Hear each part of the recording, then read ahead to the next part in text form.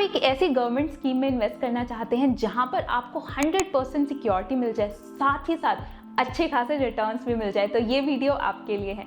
नमस्कार, मैं हूं प्रिया। स्वागत है आपका इन्वेस्टिंग डन राइट में। मैं हर वीक पर्सनल फाइनेंस पे 2 वीडियोस बनाती हूं, तो अगर आप मेरे चैनल को सब्सक्राइब करते हैं तो आपको मेरे वीडियोस की लेटेस्ट नोटिफिकेशन आती रहेगी।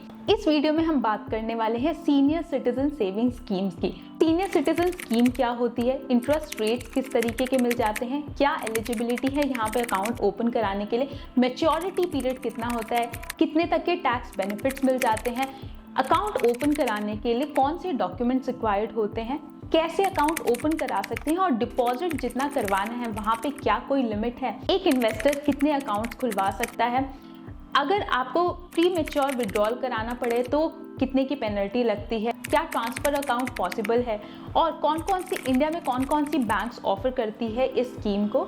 अगर अकाउंट होल्डर की डेथ हो जाती है तो उस केस में क्या प्रोसेस होता है, इन सारी डिटेल्स को हम अनकवर करने का कोशिश करेंगे इस वीडियो में। वीडियो काफी इंटरेस्टिंग होने वाला है, तो एंड तक बने रहिएगा। सीनियर सिटीजन सेविंग स्कीम्स क्या है?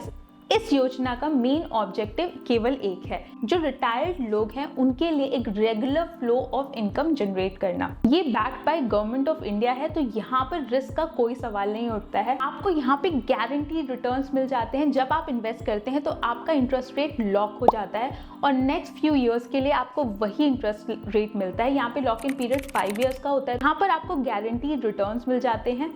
आप किसी भी सर्टिफाइड बैंक या पोस्ट ऑफिस के थ्रू यहाँ पर अकाउंट खुलवा सकते हैं। इंटरेस्ट रेट की बात कर लेते हैं तो यहाँ पर इंटरेस्ट रेट क्वार्टरली बेसिस पे डिसाइड होता है। इस चार्ट से आपको एक आइडिया लग जाएगा कि अभी तक इस स्कीम में कितने तक के इंटरेस्ट रेट मिल रहे हैं। करंट इंटरेस्ट रेट 8.2% का है। इस योजना की सबसे खास बात बताइए क्या है, अगर आप आज की डेट में जाकर अकाउंट खुलवाते हैं और जो भी इंटरेस्ट रेट होता है, जो कि करंटली है 8.2 विच इज़ वेरी गुड, तो वो इंटरेस्ट रेट लॉक हो जाएगा नेक्स्ट 5 ईयर्स के लिए। तो चाहे interest rate every quarter fluctuate होता रहे, कभी ऊपर हो कभी नीचे हो, उससे आपके रिटर्न्स पे कोई इम्पैक्ट नहीं पड़ेगा।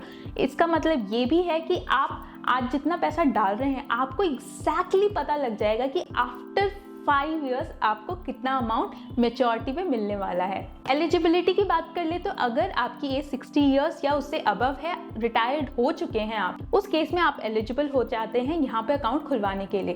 साथ ही साथ अगर आपने वॉलंटरी रिटायरमेंट लिया है और 55 ईयर्स के हैं, उस केस में भी आप यहाँ पे अकाउंट खुलवा सकते हैं। अगर आप NRI हैं तो आप यहाँ पे अकाउंट नहीं खुलवा सकते। अगर आप HUF और हिंदू डिवाइडेड फैमिली के पार्ट हैं तो आप यहाँ पे क्वालिफाई नहीं होते हैं अकाउंट ओपन करवाने के लिए। मैच्योरिटी पीरियड की बात कर ले तो यहाँ पे 5 ईयर्स का मैच्योरिटी पीरियड होता है।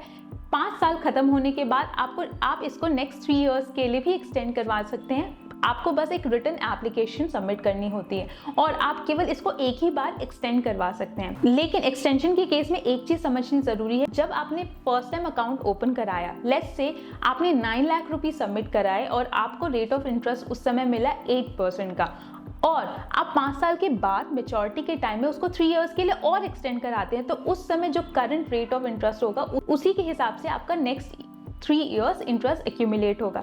तो हो सकता है कि जब 3 इयर्स के लिए एक्सटेंड करा है उस समय रेट ऑफ इंटरेस्ट थोड़ा बढ़ गया हो या कम हो गया हो, तो वो फिर नेक्स्ट 3 इयर्स के लिए सेट हो जाएगा। टैक्स बेनिफिट्स की बात कर ले तो यहाँ पे ATC के अंडर में आपको डिडक्शंस मिल जाते हैं 1.5 लाख रुपीस तक के। अगर यहाँ पे जो इंटरेस्ट आता है वो क्वार्टरली बेसिस पे आपके अकाउंट में क्रेडिट होता है, और अगर उस इंटरेस्ट की वैल्यू 50,000 से अबव है उस केस में आपको TDS पे करना होता है। यहाँ पे अकाउंट खुलवाने के लिए आपको क्या क्या डॉक्यूमेंट्स लग सकते हैं उसकी एक लिस्ट है जो कि आप स्क्रीन पर देख सकते हैं कि Aadhaar card, voter ID card, PAN card, passport, telephone bill, electricity bill, birth certificate या सीनियर सिटीजन कार्ड या एंड 2 पासपोर्ट साइज फोटोग्राफ्स आपको देने होंगे।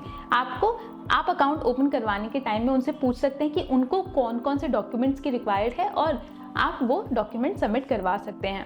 आप यहाँ पे अकाउंट कैसे खुलवा सकते हैं? 2 तरीके होते हैं, या तो आप किसी पोस्ट ऑफिस में जाकर अकाउंट ओपन करवा सकते हैं या आप किसी ऑथराइज्ड बैंक के थ्रू अकाउंट ओपन करवा सकते हैं। स्क्रीन पर आप देख सकते हैं कि कौन कौन से बैंक्स ऑथराइज्ड हैं सीनियर सिटीजन सेविंग स्कीम्स के अकाउंट ओपन करवाने के लिए। डिपॉजिट लिमिट्स की बात कर ले तो यहाँ पर आप मिनिमम 1000 रुपए से भी इन्वेस्ट करना स्टार्ट कर सकते हैं और मैक्सिमम पे कैपिंग है 30 लाख रुपीस की, उससे ज्यादा आप इन्वेस्ट नहीं कर सकते हैं। कैश में यहाँ पे डिपॉजिट करवाना चाहते हैं तो उस केस में 1 लाख से कम के अमाउंट पर ही आप कैश डिपॉजिट कर सकते हैं।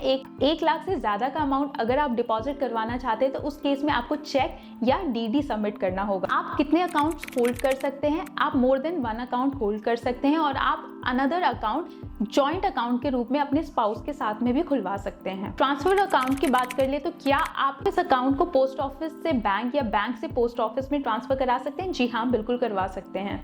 प्रीमेच्योर क्लोजर की बात कर ले तो अगर आप 1 साल से पहले अमाउंट को विड्रॉ करते हैं तो उस केस में आपको 1% की पेनल्टी पे करनी पड़ेगी। अर्लियर ये पेनल्टी एप्लीकेबल नहीं होती थी, आपको इंटरेस्ट नहीं मिलता था, लेकिन गवर्नमेंट ने करंट प्रोविजंस किए जिनके बाद से 1% की पेनल्टी ऐड कर दी गई फॉर विड्रॉल बिफोर 1 ईयर। अगर आप 1 साल के बाद एंड 2 साल से पहले विड्रॉ करते हैं उस केस में आपको 1.5% की पेनल्टी पे करनी होती है एंटायर डिपॉजिट अमाउंट पे। 2 साल के बाद और 5 साल से पहले अगर आप विड्रॉ करते हैं तो उस केस में आपको 1% की पेनल्टी पे करनी होती है।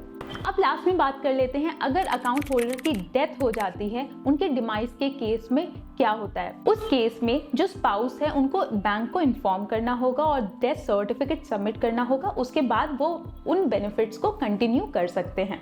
इसकी मेजर हाइलाइट्स की बात कर ले तो आप स्क्रीन पर देख सकते हैं कि यहाँ पर आपको कितना इंटरेस्ट रेट मिल जाता है, क्या टेन्योर है, मिनिमम और मैक्सिमम इन्वेस्टमेंट की लिमिट क्या है, क्या क्या बेनिफिट्स मिल जाते हैं, प्रीमेच्योर क्लोजर के केस में आपको कितनी पेनल्टी पे करनी पड़ती है। आशा करती हूँ ये डिटेल्स आपके लिए हेल्पफुल रही होंगी। अगर आपको हेल्पफुल लगी हैं तो आप मेरे चैनल को सब्सक्राइब कर सकते हैं और बेल आइकन पे ज़रूर प्रेस करें ताकि आपको मेरे वीडियोस की लेटेस्ट नोटिफिकेशंस आती रहें। अगर आपके कोई भी सुझाव हो तो वो आप कमेंट बॉक्स में डालकर मुझे बता सकते हैं। अगर आपने मेरे चैनल को सब्सक्राइब नहीं किया है तो प्लीज़ सब्सक्राइब कर ले, क्योंकि मैं पर्सनल फाइनेंस पे एवरी वीक 2 वीडियोस बनाती हूँ। अगर आप सब्सक्राइब करेंगे तो आपको मेरे नए वीडियोस की लेटेस्ट नोटिफिकेशन आती रहेगी।